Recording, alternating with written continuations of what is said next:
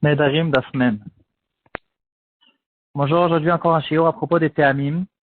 On a vu pas mal de choses. On va essayer aujourd'hui de faire un peu d'ordre parce qu'il y a eu pas mal de choses qu'on a vues qui étaient un peu désordonnées. Donc on va essayer de résumer vite fait un petit peu ce qu'on a vu et on va voir pas mal de choses nouvelles à propos des Théamim. J'espère qu'aujourd'hui on aura le temps de finir. Dans la Torah, il y a 79 000 mots. Le nombre des Théamim, c'est pratiquement 68 000. Donc il y a pratiquement un terme sur chaque mot. Et on a vu que les Théamim, ça fait partie comme dans toute la Torah, il y a 4 parties dans la Torah. Il y a le Pshat, Pashut. Le Drash, c'est les Drashot qu'on va faire. Ça fait partie aussi du monde du Pshat. C'est ce qu'on va voir dans la Gemara souvent. On va essayer d'expliquer des psukim et de sortir des halachot.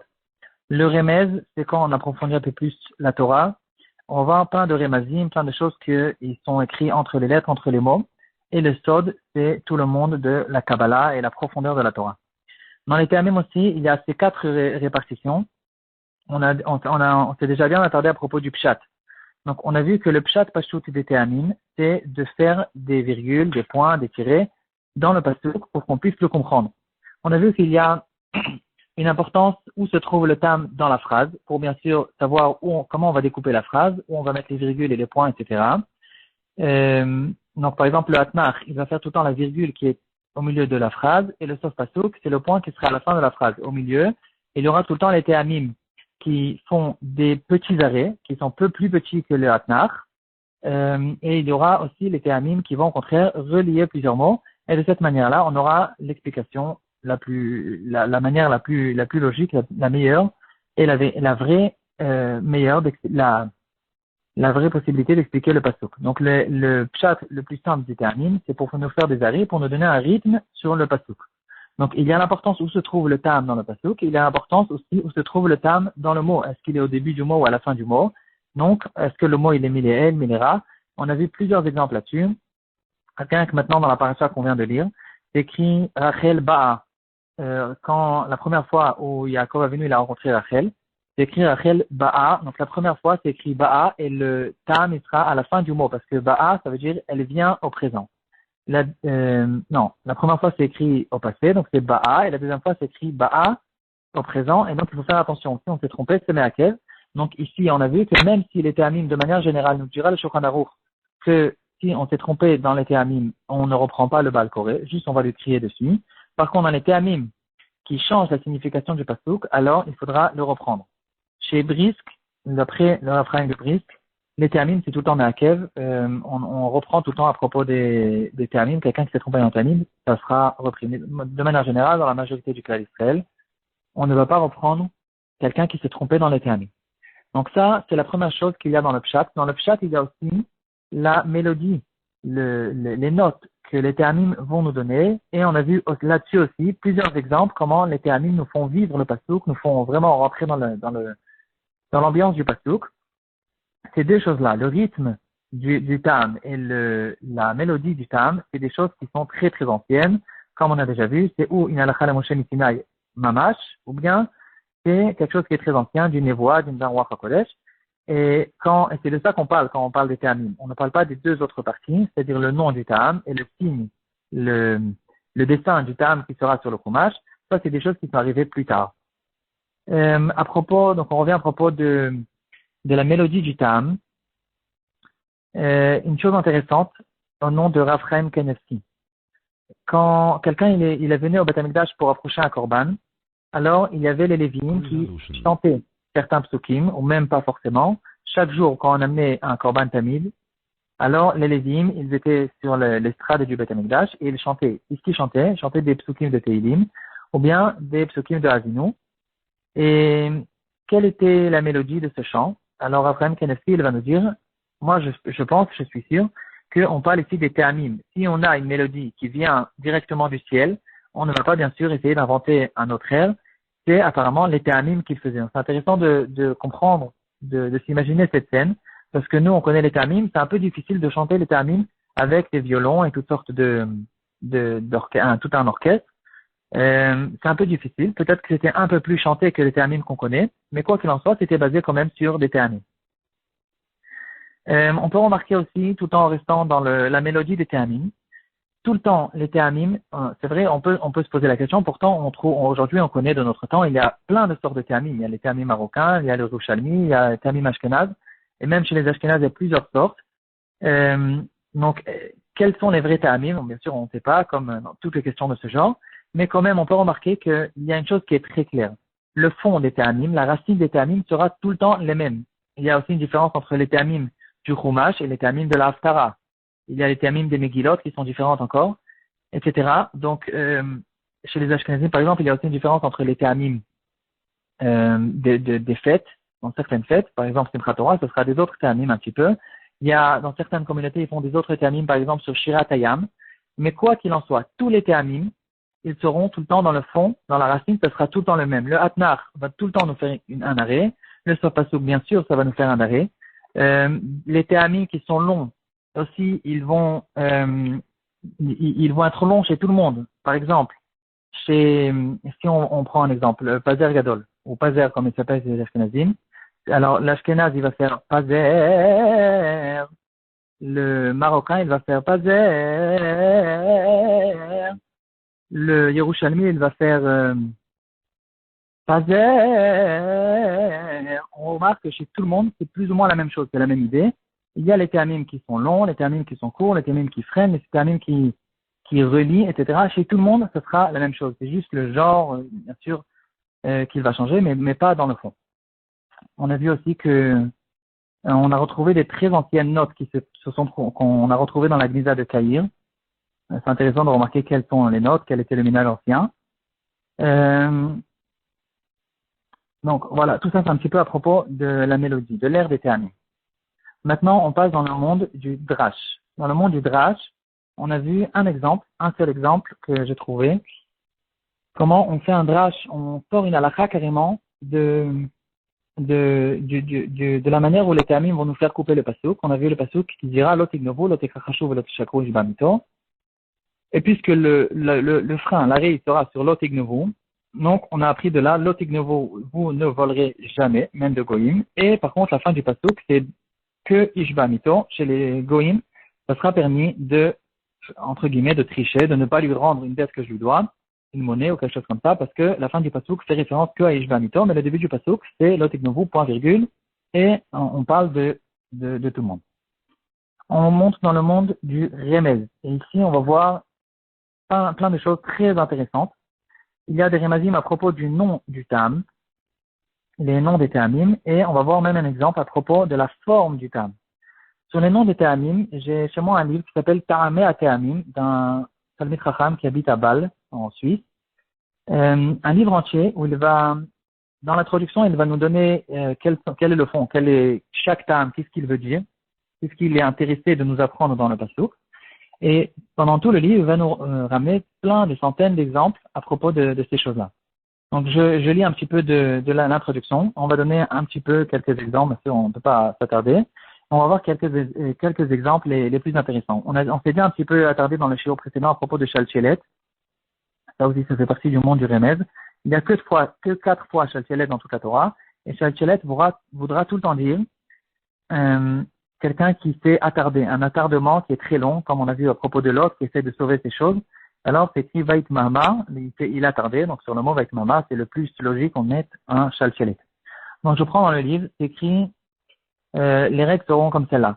Munach Ravia, les noms des théamim, c'est un ashkenaz, donc il a écrit les noms en ashkenaz, mais en gros, c'est plus ou moins la même chose.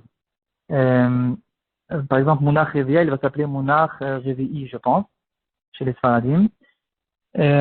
Non, aussi Ravia. Munach Ravia veut dire en général quelque chose qui est dans le numéro 4. Ravia, c'est Arba. Donc, ou on parle de quelque chose qui est numéro 4, ou bien quelque chose qui est sur place. On pense qu'il est censé avoir un déplacement, et le pasteur qui nous dit non, attention, ici, il reste sur place.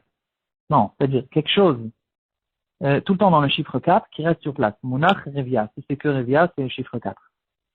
Kadma ve'azla, c'est quelque chose qui est accéléré, qui est arrivé avant son temps. Ma'apar, il y a un terme qui s'appelle Ma'apar, c'est quelque chose, un homme ou quelque chose qui a été mis à l'envers, qui est anormal, qui est à l'envers de sa normalité. Zakef Katon, c'est en général quelqu'un qui est Zakef, Katan, qui était au début petit, et il a été mis Zakef, il s'est relevé. Par exemple, il est devenu riche, il a une grande bracha, il est devenu Bechor, il est devenu plus grand, plus important que d'autres. C'est ça, Zakef Katan. Zakef Gadol, c'est aussi, en général, la même chose, c'est quelqu'un qui est monté de sa darga encore plus grand. Peut-être encore plus fort que Zakef Katan. Darga Tevir, et Darga Tevir, ça veut dire un escalier ou quelque chose qui s'est cassé. Darga Tevir, c'est quelqu'un qui s'est cassé. Un escalier, en fait, la traduction de Darga Tevir veut dire une cassure. C'est aussi tout le temps. Ça, c'est quelque chose qu'on peut vraiment remarquer. C'est très mis en relief, cette chose-là. Tout le temps. Maintenant que je vous ai dit ça, vous pourrez remarquer.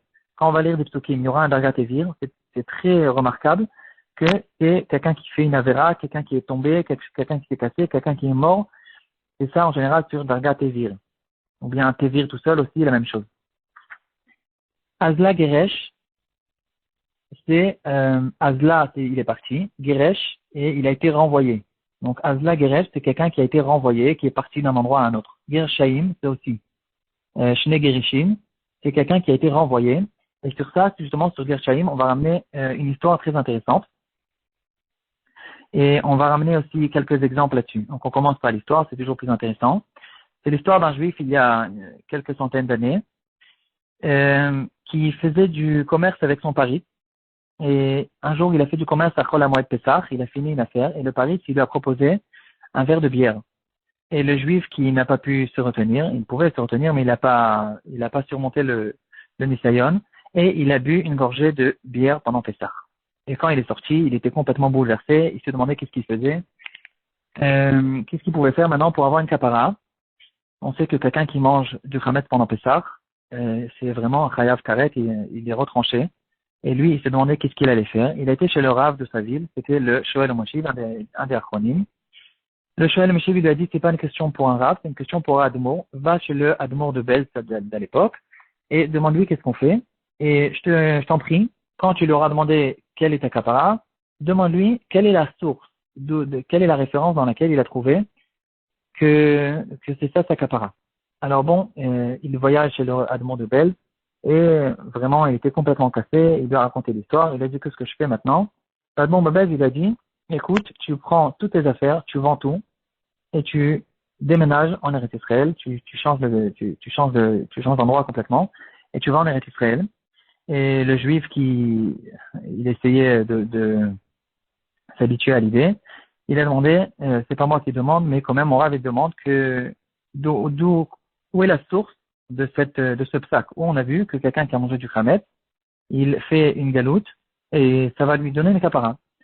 Et le demande de Bez, il va lui dire, fais attention, c'est écrit des centaines ou au moins des dizaines de fois venichreta dans la Torah, quelqu'un qui est chayav karet, et jamais c'est écrit venichreta avec les termines de Shne Gerishim. Il y a une seule fois dans la Torah où c'est écrit venichreta, c'est à propos de quelqu'un qui mange du khamet pendant Pessah, c'est écrit venichreta, et là-dessus on fait Shne Gerishim, et Shne Gerishim, comme on a vu ici, c'est quelqu'un qui a été renvoyé.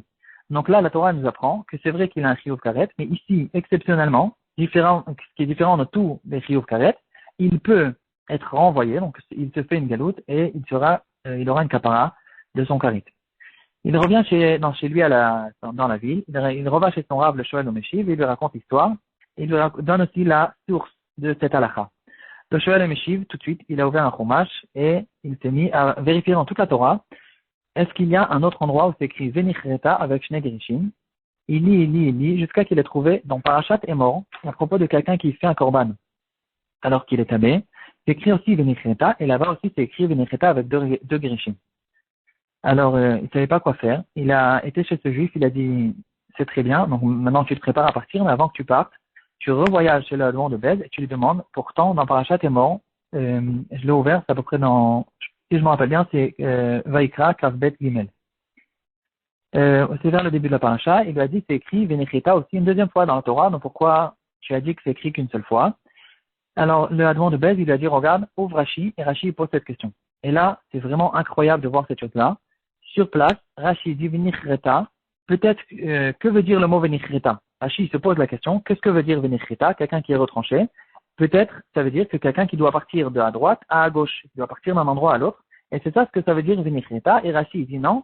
Kamash Malan, Ani Hashem. La fin du pasuk c'est Ani Hashem. Hashem, il se trouve de partout, donc ça sert à rien que tu partes d'un endroit à un autre. Et ici, la question se pose. Pourtant, c'est écrit des dizaines de fois Vinichreta avant et après. Et le seul endroit où Rashi, il pose la question que veut dire le mot Vinichreta, il a besoin de nous expliquer. C'est qu'à cet endroit-là que j'ai une avamina de dire que Vinichreta veut dire un galout. Et pourquoi Rashi il pose cette question justement là-bas? Et c'est pour ça que Rashi il pose là-bas, parce que c'est écrit Vinichreta avec Shne Gerishim. Et Rashi il nous dit, ne pense pas que ici veut dire le karet qui peut être transformé en galout. Ici c'est non, Ani Hashem, le karet ne sera pas transformé en galout comme dans tous les endroits du karet. Et le seul endroit qui reste que Vinichreta est transformé en galout, parce que c'est à propos de Pessah. À propos de Shalchelet, on a déjà vu. On va donner deux exemples à propos de Kadma Vazla Revi, des très beaux pirushim qu'on a reçus du Gaon de Vilna, qui est en fait la base du livre que j'ai devant moi. Et le Gaon de Vilna va nous dire Kadma Vazla Revi, ça veut dire il a été avancé, devancé, le quatrième. Il y a un pasuk qui dit au début de Parashat Vayigash, le premier pasuk, Vayigash Elav Yehuda Vayomer, c'est Yehuda qui se rapproche de Yosef et il essaye de sauver Binyamin de Yosef. Et c'est écrit les Tehamim, Vayigash Elav Yehuda, c'est Kadma Vazla Revi, Munach Segol. Et le Gaon de Vilna, il va nous dire, le pasuk, les Tehamim, ils sont en train de poser une question et de répondre. Vayigash Elav Yehuda, on se pose la question pourquoi c'est Yehuda qui s'approche de Yosef et c'est pas Reuven qui est le premier des frères. Et donc c'est ça la question. Kadma ve'azla revi'i. Pourquoi c'est le quatrième, Yehuda, qui s'avance et qui devance devant tous les frères? Et la réponse elle est Munach Segol, parce que il a mis à Yaakov, il a déposé chez Yaakov tout son Olam Haba qui est considéré comme Am Segula, comme Segula. Donc il a déposé tout son Segol, son Olam Haba pour être garant de Yosef, et c'est la raison pour laquelle c'est le quatrième qui devance. Une idée qui ressemble à propos du pasuk Vayemareru et Rayem Bavoda Kasha, c'est les Mitzrim qui enforcent, qui endurent le Shiaboud de Mitzrayim. Là-bas aussi c'est écrit Kadma Vazla Revi'i, et ici on apprend que la raison pour laquelle, en fait, le pasuk il répond à la question pourquoi les Israël ne sont pas restés en Mitzrayim 400 ans comme Hachem il avait dit à Abraham. Et la raison qu'on va dire, c'est parce que le Shiaboud il était tellement difficile que ça a devancé. C'est pour ça que le passage qui dira Kadma Vazla Revi, les 400 ans, donc le Revi fait référence au 4, numéro 4, Kadma Vazla, ils ont été devancés à cause du Vayimarero et Trayem. On va donner maintenant un exemple sur Munach Zarka, Munach Segol. C'est écrit ici il y a une dracha intéressante. On va voir trois endroits où c'est écrit Munach Zarka, Munach Segol, et ces trois endroits-là, en fait, ils sont dans le fond, dans la racine, c'est les mêmes. C'est écrit à propos de la création du ciel, Vaya Trakia, c'est écrit Monarch Zarka, Monarch Segol. Donc on voit que quand Hachem il a créé le ciel, on dirait que dans le fond, dans les Olamot Aïdonim, c'est Monarch Zarka, Monarch Segol, c'est ça les Théamim qui sont adaptés. À un autre endroit, on voit Monarch Zarka, Monarch Segol, c'est écrit Vaya Lachem Netitit, quand on donne la mitzvah de Titiot. Donc ici, on reconnaît le rapport que les Chachamim nous ont fait, quelqu'un qui a des Titiot, il se rappelle du ciel et du Kisei à Kavod. Donc on voit le rapport entre le ciel et les Titiot. La troisième fois, va y avoir Hashem Alpana Vaikra, les Yud Gimel Midot. Ici aussi, on retrouve la même idée, comment le ciel et la terre sont renoués l'un avec l'autre. Hashem il a montré à Moshe comment on fait les Yud Gimel Midot pour faire des tfilotes qui soient tout le temps acceptées. Maintenant, on passe à la forme du Ta'am, donc tout le temps dans le monde du Remez. La forme du Ta'am, ici j'ai trouvé un exemple. J'ai jamais entendu un autre exemple plus que ça. On fait une racha carrément sur la forme du Ta'am. C'est écrit à propos des filles de Tzlofrad, qui racontent à Moshe Rabbeinu que leur père, il est niftar. Et les filles de Tzlofrad, elles disent à Moshe, il n'est pas mort à cause de Korach, toute l'histoire de Korach, il n'était pas contre Moshe avec Korach, il est mort avec une faute personnelle. Et là, il y aura une marloquette dans la Gemara. Certains diront que c'était le Mekoshesh qui a été Mechalel Shabbat, et d'autres diront que il est mort avec les serpents. Quand les Bnei Israël se sont plaints, il y a les serpents qui sont arrivés. Et ici, il y aura un des Mefarshim qui dira, sur le mot Avinu, il y a un Zarka. Zarka, il a une forme de serpent, c'est comme un crochet comme ça dans les deux sens. Et ça fait référence justement au serpent. Quand il est mort à cause d'un serpent. Dans le monde du Sod, on a déjà vu au nom du Zohar HaKadosh qui fait des remazim incroyables à propos des Théamim. Sur ça, on va pas tarder parce que j'ai du mal à parler sur des choses que je comprends rien. Donc, il faut juste savoir, en tout cas, que c'est quelque chose qui existe dans le Sod, dans le monde du Sod. Il y a des choses très très grandes à propos des Théamim. On a vu qu'il y a 4 degrés. Il y a les Théamim. En dessous de ça, il y a les Tagim. En dessous de ça, il y a les voyelles. Pardon, il y a les Théamim, les voyelles, les Tagim et les mots. Donc, tout ça, c'est au-dessus des mots. Les mots, c'est quelque chose pratiquement de terrestre qu'on peut nous comprendre. Mais il y a des choses qui sont encore beaucoup plus profondes, beaucoup plus grandes. Pour finir, on va donner 2 exemples. On ne peut pas parler des Théamim sans parler de Ta'am Elion et Ta'am Tarton qu'il y a sur la Seret HaDibrot et encore quelque chose qui s'appelle Ta'amé Emet. Avec ça, on va finir. Ta'amé Emet, c'est des Théamim spéciaux qu'il y a sur 3 Sfarim dans le Nar, dans les Ktuvim. Sefer Iyov, Sefer Mishle et Sefer Teilim. Donc, Iyov, Mishle, Teilim, c'est Emet. Eux, ces 3-là, ils ont des Théamim qui sont différents de tout le Tanakh. Les Théamim, ils sont extrêmement différents. Tous les Théamim, ils sont différents. Par exemple, même le Hatnach, qui est dans tout le Tanakh. Le Hatnach veut dire la virgule qui sera au milieu du Pasuk, qui coupe le Pasuk en 2. Là-bas, le Hatnach veut dire autre chose. Donc, les Théamim sont complètement différents. Nous, on a complètement oublié comment chanter ces Théamim, de quoi ils ont l'air, comment les faire. Il n'y a que les Thémanim, ils ont encore une massorette là-dessus. Donc ça, c'est ce qu'on appelle les Ta'amé Emet. Maintenant, on passe au Ta'am Elion et Ta'am Tarton. On peut remarquer que dans les Aseret Adibrot, qui se trouvent dans Parashat Yitro et dans Parashat Vaetranan, il y a 2 possibilités de Théamim. Il y a des Théamim normaux, ce qu'on appelle Ta'am Tarton, et il y a le Ta'am Elion. Ici, on va voir des différences dans les Minagim. Les Thémanim, ils vont tout le temps lire avec le Ta'am Elion. Les Sfaradim, ils vont lire, quand on va lire tout seul, par exemple, quand on va lire Shnei Mikra Vechatargum, on va lire les Ta'amim Tarton, et quand on va lire en public, dans le Tzibour, on va faire le Ta'am Elion. Chez les Ashkenazim, on fait le Ta'am Elion que à Shavuot, donc que dans Parashat Yitro, parce que à Shavuot, on lit Parashat Yitro. Et mis à part ça, même quand on va lire dans le Tzibour, par exemple, quand on arrive à Parashat Yitro ou Parashat Vaetranan, on va lire même en Tzibour dans le Ta'am Tarton. Et là, en fait, la question qui se pose, pourquoi, d'après les Ashkenazim, il y a un Ta'am Elion dans Parashat Vaetranan? Pourtant, Parashat Vaetranan, on lit tout le temps avec le Ta'am Tarton. La réponse, elle est intéressante et surprenante. Il y avait un moment où on utilisait les Ta'am Elion, même dans Parashat Vaetranan, c'était à l'époque du Beth Amikdash, où le clan d'Israël se rassemblait tous les 7 ans, l'année qui suivait l'année de la Shemitah.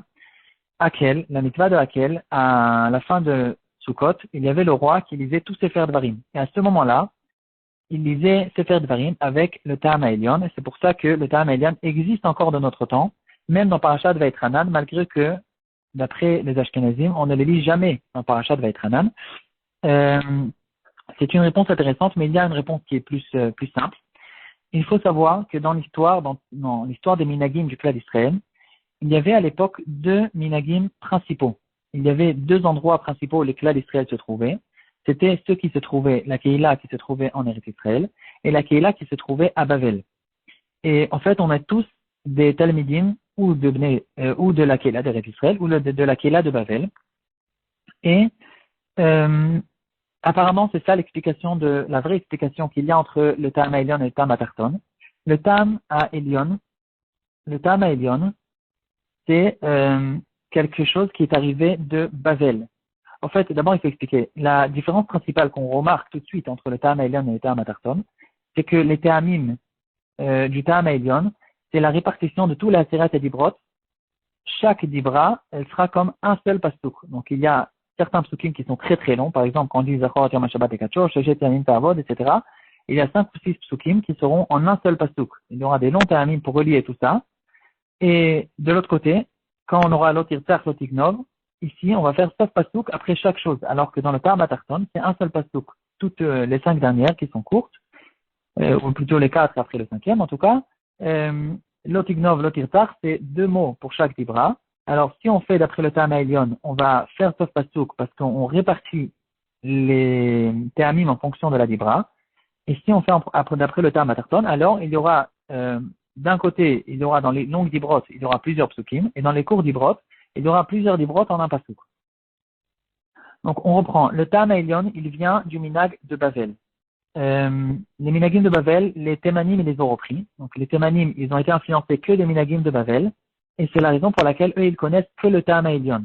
Dans les autres endroits, dans toutes les autres galouillottes où le Bnei Israël se trouve, que ce soit pour les Sfarad ou pour les Ashkenaz, ils ont été influencés et du minag de Bavel et du minag de Eretz Israël. Et de là, on trouve plein de minagim qu'on peut reconnaître. Par exemple, les Ashkenazim, un Shabbat, avant Moussaf, ils ont un piyut qui s'appelle Yekum Pourkon, Min Shemaya. Et là-bas, ils font un Mishéberach. En fait, c'est tout simplement un Mishéberach qu'on fait pour le Resh Galuta, le Gdolador qui se trouvait à Bavel. Donc, même si le Gdolador, depuis longtemps, il n'est plus à Bavel, le minag, il est resté parce qu'on ne touche aucun minag. Et c'est à cause de ça qu'ils font là-bas un Mishéberach pour le Resh Galuta qui se trouve à Bavel. La Torah a été dispersée de Bavel avec l'histoire des 4 emprisonnés. C'est une longue histoire qu'on peut retrouver dans certains Sidurim avant Ve'urachum. Je pense que dans le Sidur de Ishmatliach, il ramène cette histoire. Il y a certains piyutim qui ont été ramenés avec les 4 emprisonnés qui sont passés dans un bateau. Ils se sont dispersés dans 4 pays différents et ils ont diffusé les minagim de Bavel dans le monde entier. Les minagim de Eretz Israël, ils sont passés par l'Italie et de l'Italie, ils sont arrivés du monde entier, dans le monde entier ou pratiquement. Et donc, Sfaradim et Ashkenazim, ils ont été influencés des deux, et les Thémanim que de Bavel. C'est pour ça que les Thémanim, ils connaissent que le Ta'am Elyon. Les Sfaradim et les Ashkenazim, ça dépend un peu des Minagim. Et c'est ça, en fait, la différence qu'il y a entre le Ta'am Elyon. Il y a plein de différences entre qui sont restées, en fait, depuis cette époque. La Gemara, elle nous raconte, par exemple, que les Bnei Eretz Israël, et aussi en Égypte et dans le Moyen-Orient, dès l'époque, ils avaient l'habitude de lire la Torah, de finir la Torah, pas toutes les années comme on connaît. Et toutes les parachutes, elles étaient séparées autrement. Et ils lisaient la Torah, ils finissaient la Torah tous les 3 ans. Les parachutes, elles étaient beaucoup plus courtes. Et tous les 3 ans, ils finissaient la Torah. En Bavel, c'est le mina qu'on connaît tous, et qu'aujourd'hui tout le monde fait, c'est de finir la Torah toutes les années. Et à propos de cette chose-là, on est tous des talmidim de Bavel. On peut retrouver cette chose-là, même aujourd'hui, quand on va ouvrir les midrashim. Les 2 midrashim, les principaux, il y en a plein, c'est Midrash Rabbah et Midrash Tanchuma. Dans Midrash Rabbah, c'est les parachutes comme on connaît, Bereshit, Noach, Lefecha, Vayera, etc. Dans Midrash Tanchuma, les parachutes, elles sont réparties complètement différemment. C'est vrai qu'aujourd'hui, dans les impressions d'aujourd'hui, ils les ont réparties comme dans les parachutes qu'on connaît pour que ce soit plus pratique pour nous. Mais on peut remarquer qu'au début de chaque parachat à l'époque, il commence par le mot Yelam Denu Rabenu, et là-bas, il commence par toute une bracha sur un pasuk, après il passe sur des midrashim, et là-bas, on peut remarquer qu'il y a des parachutes, par exemple, un parachat qui s'appelle Im Kesef, ou d'autres parachiotes qui sont répartis complètement différemment. Et en tout cas, ici aussi, on retrouve une trace de ces 2 anciens minagim qu'il y avait à l'époque, Minag Bavel et Minag Eretz Israël.